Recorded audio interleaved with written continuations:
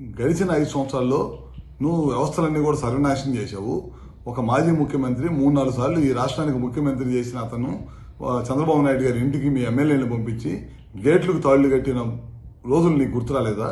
అన్నీ కూడా ఈ వ్యవస్థని భారతదేశంలో ఈ ఆంధ్ర రాష్ట్రంలో ఉన్న వ్యవస్థలన్నింటినీ కూడా సర్వనాశనం చేసి వదిలిపెట్టేశావు.